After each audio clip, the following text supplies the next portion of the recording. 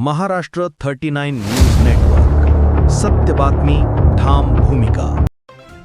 नागन धरणातून जीवनदायी पाण्याचे आवर्तन. आमदार शिरीषकुमार नाईक यांच्या प्रयत्नांना यश. नदीकाठच्या गावांना मोठा दिलासा. गुराढोरांसोर शेतीला मिळणार संजीवनी.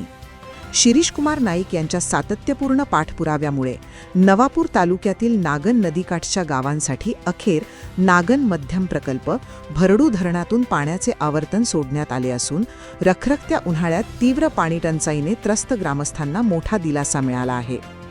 यंदाच्या मे महिन्यात विक्रमी तापमानाची नोंद झाल्याने संपूर्ण परिसरात कडक उन्हाळ्याची तीव्रता वाढली होती. परिणामी शेती संकटात सापडली असून विहिरी, नाले, बंधारे आणि नदीपात्र कोरडे पडल्याने पिण्याच्या पाण्याचा प्रश्न गंभीर बनला होता. गुराढोरांना पाण्यासाठी वणवण भटकावे लागत असल्याने शेतकरी चिंताग्रस्त झाले होते.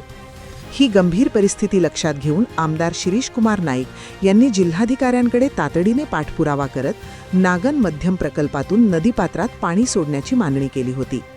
त्यांच्या प्रयत्नांना यश मिळाल्यानंतर जिल्हाधिकाऱ्यांनी नंदुरबार मध्यम प्रकल्प विभागीय पथकाचे कार्यकारी अभियंत्यांना आदेश दिले.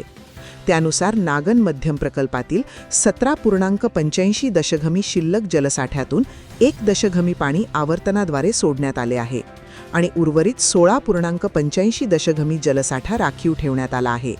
रविवारी सकाळी भरडू येथील नागन धरणातून हे आवर्तन सुरू करण्यात आले.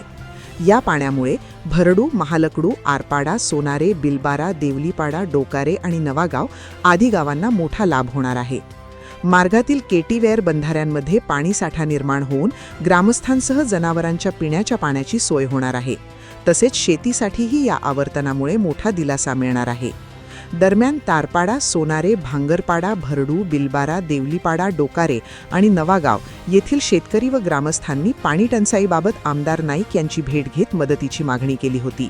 त्यानंतर प्रशासन स्तरावर तातडीने हालचाली सुरू झाल्या आणि अखेर नदीपात्रात पाणी सोडण्याचा निर्णय घेण्यात आला.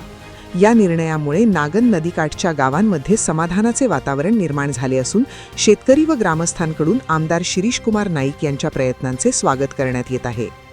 महाराष्ट्र 39 न्यूज नेटवर्कसाठी सागर मेटकर, विसरवाडी.